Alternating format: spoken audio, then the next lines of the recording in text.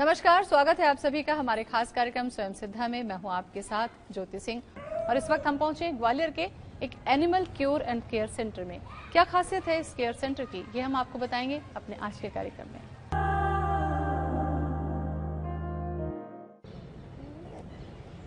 बेजुबान बहुत ही मासूम होते हैं, इनकी जुबान नहीं होती लेकिन इन्हें भी दर्द होता है। इसलिए कोशिश यही होनी चाहिए कि अगर हम इन्हें पुचकार नहीं सकते तो इन्हें हमें कोई चोट भी नहीं पहुंचानी चाहिए। ऐसे ही बेजुबानों के दर्द को कम करने का काम कर रही हैं ग्वालियर की अलका गुप्ता। देखिए उनके जीवन से जुड़ी ये छोटी सी कहानी।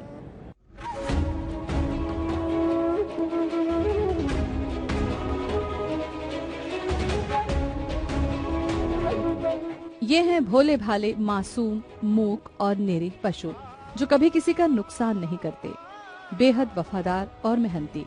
फिर भी लोग हैं कि इन्हें नुकसान पहुंचाने से पीछे नहीं हटते। इनका दर्द दूर करना तो दूर, खुद इन्हें चोट पहुंचाने से भी नहीं चूकते। अलग अलग कमरों में रहते ये कुत्ते, गाय, घोड़े, आपको लगेगा इन्हें किसी ने कैद करके तो नहीं रखा, पर आपको ये जानकर आश्चर्य होगा कि इन्हें कैद करके नहीं बल्कि इनकी देखभाल के लिए इन्हें यहाँ रखा गया है। वो भी ये कोई पालतू पशु नहीं बल्कि सड़क से उठाकर इन्हें यहाँ लाया गया है। इनके लिए यहाँ डॉक्टर है, देखभाल करने वाले वॉलंटियर हैं, आने जाने के लिए गाड़ी भी है। अगर कोई चल नहीं पाता तो उसके लिए व्हील चेयर का भी इंतजाम है।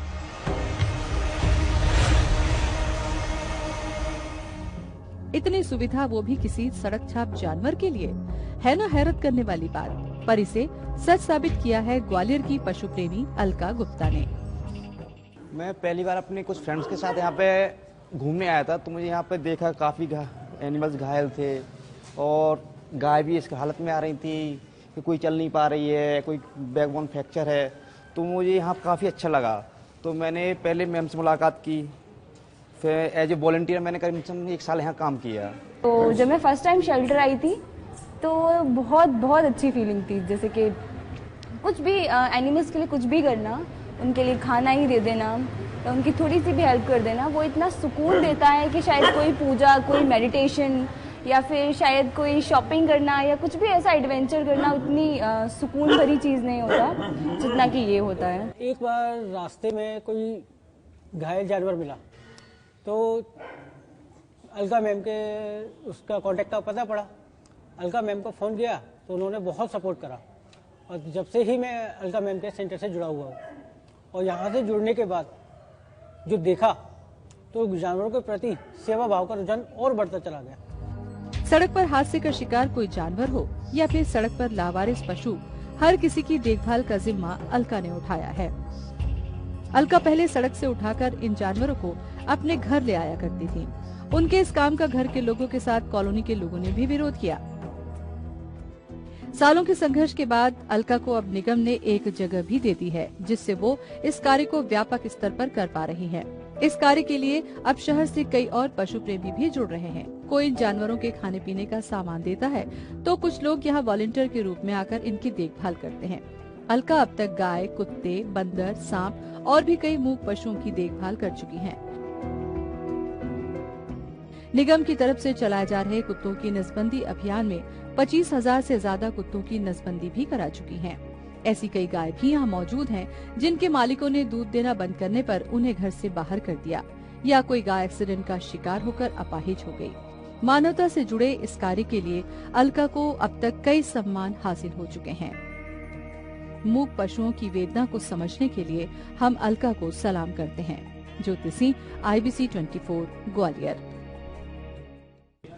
तो चलिए आज हम आपकी मुलाकात करवाने जा रहे हैं ग्वालियर की अलका गुप्ता से, जो किसी नाम की अब मोहताज नहीं है और उन्हें जाना जाता है पशु प्रेमी के रूप में। वो भी एक ऐसे पशु प्रेमी के रूप में जिसे या तो उनके मालिकों ने नकार दिया या किसी वो हादसे का शिकार हो गए या फिर उसे नगर निगम रखने से भी कई बार इनकार कर देता है। उन्हें वो आश्रय देती हैं, उनका इलाज करवाती हैं और उन्हें वो बच्चों की तरह से देखरेख करके पालती भी हैं। ये जज्बा कैसे आया, आज उनसे ही हम मिलकर जानते हैं। अलका जी, बहुत बहुत स्वागत है आपका हमारे इस खास कार्यक्रम में। Thank you so much. Alka ji, वैसे तो औरत के लिए एक शब्द कहा जाता है कि औरत जननी होती है, सृजन करती है, अपने संतान को वो जन्म देती है, ममता उसके अंदर में बहुत रहती है। लेकिन अपनी संतान को प्रेम करना और घर में पाले हुए पशु पक्षी से प्रेम करना, यहाँ तक तो हमने सुना था, देखा भी था।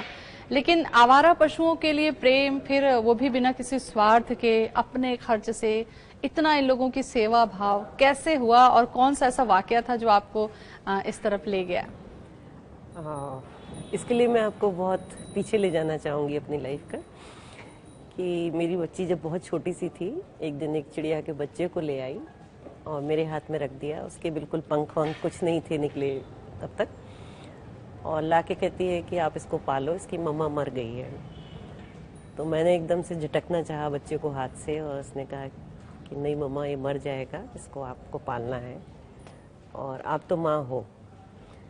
तो मैंने कहा कि मैं तुम्हारी मम्मा हूँ, इसकी नहीं हूँ। तो उसने इतने बड़े शब्द कह दिए मेरे आगे कि माँ तो माँ होती है। और मैं एकदम से उसको, बच्चे को, पता नहीं मुझे उसमें अपने ही बच्चे का रूप दिखाई दिया और मैंने उसको सीने से लगा के पाला। ऐसे करके धीरे धीरे एक के बाद एक सामने आते गए और इनमें मुझे ये बच्चे ही नज़र आते हैं। मातृत्व का बहुत बड़ा वो हो गया है कि बहुत विकसित हो गया है मातृत्व, मेरे ख्याल में विशाल हो गया है। बिल्कुल, माँ की ममता वहां तक समझ में आती है अलका जी की। चलिए, आपने कुछ एक जो सड़क में परेशान थे, तकलीफ में थे, उनको आपने ठीक कर दिया, लेकिन फिर उनको इतना ज्यादा आपने किया, समाज के लिए भी जोड़ा। बेचारे ये जो बड़ी हसरत भरी निगाहों से बेजुबान आपको देखते हैं, उनकी जुबान को आपने समझा। ये वाकया इतना आसान नहीं है काम करना। घर में भी विरोध हुआ होगा आपके, क्योंकि जब आप किसी सड़क में पड़े घायल पशु को अपने घर ले आई होंगी तो इतनी आसान नहीं रही होगी ये जो आपकी लाइफ है। कैसा फिर आपने इसको चुनौती समझ के इस पे आगे बढ़ी आप? शुरू में थोड़ा विरोध ज्यादा था, लेकिन मेरा डेडिकेशन देख के सब लोगों को लगा कि नहीं, विरोध करने की। और फिर मैंने कुछ कोशिश भी की कि बैलेंस बना दूं, कि घर वालों को भी ये नहीं लगे कि मैं उनको नेगलेक्ट कर रही हूँ और साथ में इन बच्चों को भी नहीं लगे कि इनकी माँ इनकी तरफ नहीं देख रही है।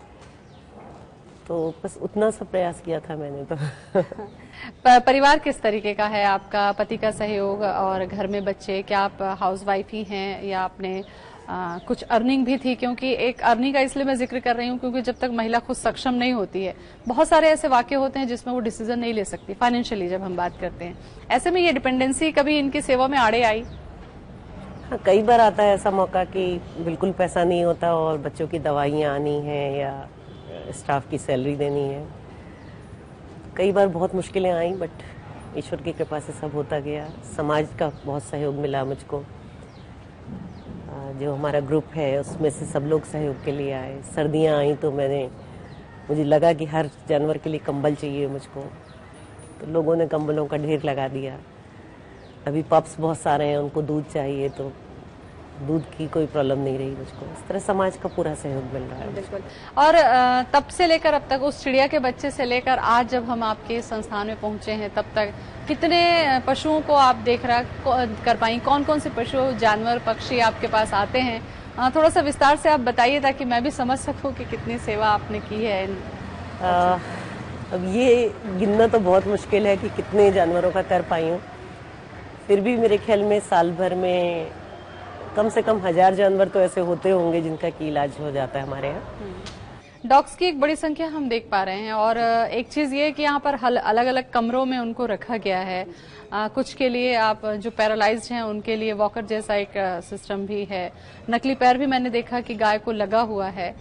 तो फिर ये सारी चीजें दिमाग में आती कैसे हैं और कैसे इनको डिवाइड करते हैं? इनका जो ट्रीटमेंट का प्लान है, क्योंकि जब आपने ये सफर अकेले शुरू किया होगा, अब हम देख रहे हैं कि बहुत सारे लोग जुड़ गए हैं, तो ये थोड़ा सा सफर आप थोड़ा सा बताइए मुझे कि तब से लेकर अब तक कितनी चुनौतियां, कितने बदलाव आप लोगों ने देखे? शुरू में जब काम शुरू किया तो मैंने कोशिश की कि ये इनकी भी भाषा होती होगी, जैसे हम लोगों की भाषा है वैसे इनकी भी भाषा होती होगी, और ये भी हमको कुछ कहना चाहते हैं।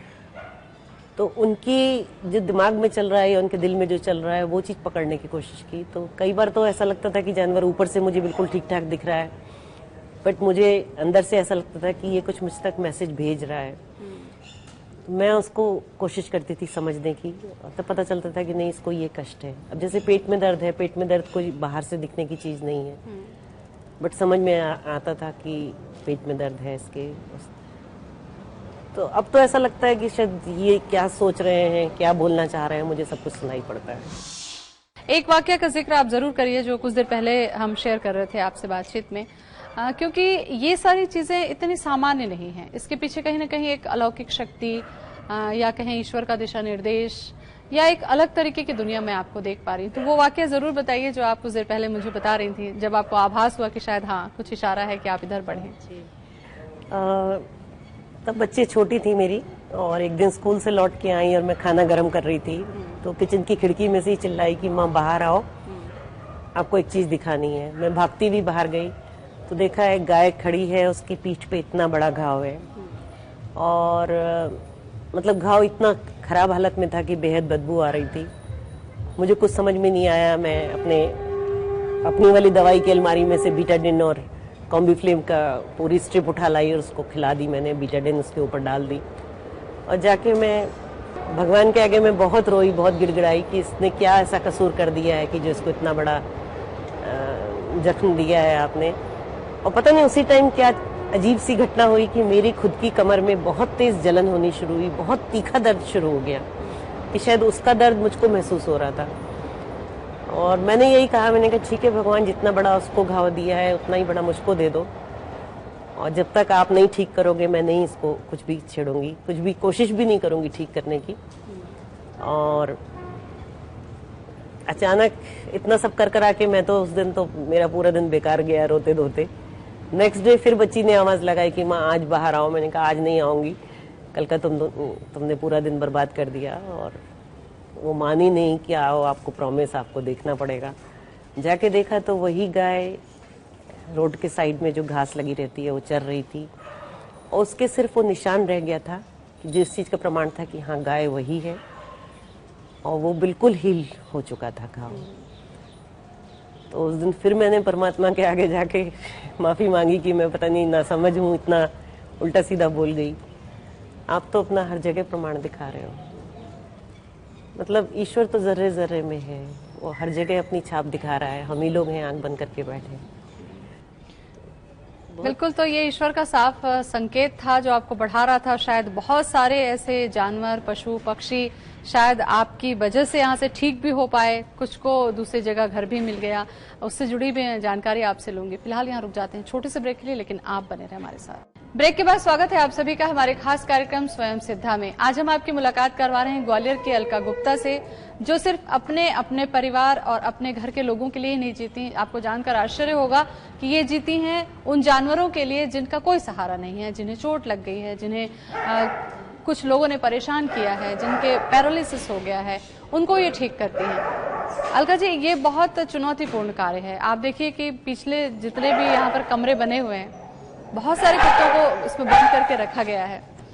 तो ये किस तरीके से, क्या कैटेगरीज डिवाइड होती है या क्या होता है, कैसे इन लोगों को आप करती हैं? को यहाँ अलग अलग रूम्स में दिखाई दे रहे हैं, ये वार्ड्स हैं इनके। और एक्चुअली हमारे पास जो बहुत मेन प्रोजेक्ट है वो एनिमल बर्थ कंट्रोल का है, दैट इज ABC प्रोजेक्ट। अच्छा। तो इसमें हम लोग शहर भर से डॉग्स ला के उनकी नसबंदी करते हैं, जिससे कि इनकी जनसंख्या नियंत्रित रहे। उसके बाद फिर इनके ठीक होने के बाद क्या फिर इनको वापस छोड़ दिया? जी हाँ, इनको 5वें दिन हम लोग उसी जगह पे छोड़ देते हैं जहाँ से लेके आते हैं। गायों के लिए भी हमने देखा कि गायों के लिए भी बहुत ज्यादा आप लोगों ने काम किया हुआ है। तो ऐसे में गायों की सर्जरी है, गायों के लिए नकली पैर है, गायों का बकायदा प्लास्टर वगैरह भी किया गया है। तो ये कौन सी गाय हैं, कहाँ से आपको मिलती हैं? क्योंकि ज्यादातर हम गाय देखते हैं कि या तो पाली जाती हैं या फिर किसानों के पास होती हैं। तो ये इतनी मात्रा में जो लावारिस पशु हैं वो कहाँ से मिलते हैं? ये शहरों की बहुत बड़ी समस्या है कि लोग जो है गायों को पालते हैं और उसके बाद जब दूध देना बंद कर देती है तो उसको डंडा मार के बाहर निकाल देते हैं। उसकी वजह से ये गाय सड़कों पर बैठी रहती हैं, एक्सीडेंट का शिकार होती रहती हैं आए दिन, और बीमार हो जाती हैं तो उनका मालिक पूछने नहीं आता, लेकिन जिस दिन दूध देना चालू हो जाता है उस दिन वो ले जाते हैं आके। लेकिन इसमें गाय का क्या कसूर है बेचारी का? मैं तो सिर्फ ये सोच के करती हूँ। ये एक ऐसा संवेदनशील पहलू है अलका जी जिस पे आप काम कर रही हैं।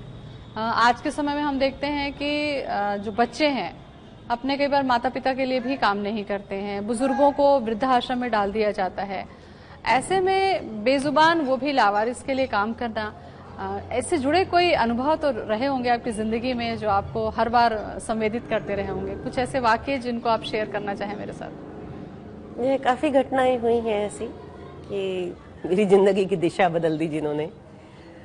मैं आपको एक छोटी सी चीज़ बताऊं कि पिंजड़ों में जो तोतों को पालते हैं, ये सब घरों में आम बात होती है। मेरी बेटी जब छोटी सी थी तो उसकी मिट्टी की गुल्लक हुआ करती थी जिसमें वो हम सबसे पैसे डलवाती थी, और जिस दिन तोड़ती थी उस दिन एक एक पैसा गिन के और फिर वो गायब हो जाती थी दोनों बेटियां। तो एक दो बार तो मैंने ध्यान नहीं दिया, मैंने सोचा कुछ खिलौना विलौना लेके आती होंगी या कुछ खाने पीने का। फिर एक दिन मुझे लगा कि ये क्या चक्कर क्या है, कहाँ कहीं ऐसा तो नहीं मिसयूज हो रहा है बच्चे पैसे का। तो बड़ी बेटी से पूछा, उसने बताया कि मम्मा ये जाती है वहाँ जहाँ तोते बिकते हैं। मैं कहा वहाँ पे क्या करते हो? उसने कहा वहाँ सब तोते खरीद के वो वहीं उनका पिंजरा खोल के उड़ा देती है उनको। अच्छा। तो जब मुझे ये बात मालूम चली तो हम लोगों ने और कोशिश की कि उसकी गुल्लक ज़्यादा भरने लगे हम लोग। फिर हम भी उसके साथ जाते और वो जो आज़ादी का जश्न है हम सब पूरा परिवार मनाता था। लेकिन फिर बाद में भी देखा कि वो तोते उसी तरह बिक रहे हैं, तो एक दिन मैंने काफ़ी बड़ा एक्शन लिया, उन सबको सीज करवाया और जो बेचने वाले थे उनके ऊपर केस वगैरह दायर किया। आज इतना मैं कह सकती हूँ कि मेरे ग्वालियर में तोते नहीं बिकते। अच्छा, ये खुशी की बात है कि वो पहल आपने की। इस तरीके के और भी बहुत सारे वाकये आपकी तरफ से हमने पहली बार देखे कि एक जो कुत्ता है वो शायद पैरालाइज्ड है, उसके लिए आपने बाकायदा ये व्हील चेयर बनवा के रखी हुई है कि ताकि उसको चलने में परेशानी ना हो। ये कॉन्सेप्ट दिमाग में कहाँ से आया अलका जी आपके? ये एक्चुअली मुझको एक बार वेटनरी हॉस्पिटल जो गवर्नमेंट का होता है, मैं वहाँ गई थी और वहाँ पे मुझे एक छोटा सा पमेरियन जिसको आमतौर पे घरों में बहुत शौक से पाला जाता है, वो कचड़े के डब्बे में पड़ा हुआ मिला था। तो उसको कोई फेंक गया था वहाँ क्योंकि उसका पैरालाइज था वो। अच्छा। मैं उसको उठा लाई घर पे, उसको पाला मैंने, और उसकी हालत देख के मुझे बहुत दुख होता था कि मेरे घर में और भी डॉग्स थे, सब भागते दौड़ते हैं, ये बेचारा एक जगह बैठा हुआ चलने की कोशिश करता है और मेरे से जिद करता था कि मुझको खेलने दो इनके साथ। मैं रात भर नेट पे पढ़ती रहती थी कि मैं इसके लिए क्या हेल्प कर सकूं। वहाँ पे मुझे पता चला कि यूएस में कहीं कुछ लोग डॉग कार्ड बनाते हैं। फिर मैंने उनको मेल किया, वहाँ से एक मैंने व्हील चेयर मंगवाई फिर वहाँ से, और उसको देख के फिर मेरी बेटी ने एक और मुझको मेरे बर्थडे पे गिफ्ट किया। कुछ एक डॉग था, आप बता रही थी कि वो यहाँ पर ही था आपके पास काफी दिनों तक, और फिर वो उसकी समाधि भी आपने शायद बाहर में बनवा दी। तो ये कैसा था? उसके बारे में भी चर्चा आप कर रही थी और बड़े प्यार से चर्चा आप कर रही थी उसकी। वो एक बहुत ही प्यारा, मतलब बहुत ही उसके अंदर कितनी वो थी। जी हाँ, उसके एक साइड के हाथ और पैर दोनों किसी ने काट दिए थे। जब मेरे पास आया था तो ऐसा लग नहीं रहा था कि ये बचेगा, लेकिन ऊपर वाले का ग्रेस है कि वो बच गया और दौड़ने लगा था वो दो पैरों पे, और मेरे पास करीब 7-8 साल रहा है। वो यहीं पे पला है। उसकी खासियत थी वो ज़मीन में कभी नहीं बैठता था, वो चेयर पे या सोफे पे बैठता था। तो उसके लिए मेरे घर से सोफे और चेयर्स आते थे कि ये शेरू के हैं। कितने प्यार से पालती हैं ये इन आवारा पशुओं को, और इनके लिए हर तरीके की सुविधाएं भी अलका जी उपलब्ध करा रही हैं। कुछ और भी पहलू हैं जिनसे हम चर्चा करेंगे। फिलहाल रुक जाते हैं एक और छोटे से ब्रेक के लिए। ब्रेक के बाद एक बार फिर स्वागत है आप सभी का हमारे खास कार्यक्रम स्वयं सिद्धा में। स्वयं सिद्धा बनने के लिए करना होता है कुछ अनोखा काम, तभी आपकी बनती है समाज में पहचान, और एक ऐसा ही अनोखा काम कर रही हैं अलका गुप्ता, जो अब मैंने शुरू में ही कहा था कि नाम की मोहताज नहीं है।